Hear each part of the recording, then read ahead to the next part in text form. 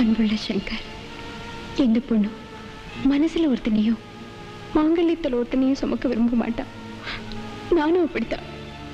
என் இதய கோயில் உங்களையும் என் கழுத்துல இன்னொருத்தர் கட்டின தாலியையும் சுமக்க விரும்பல.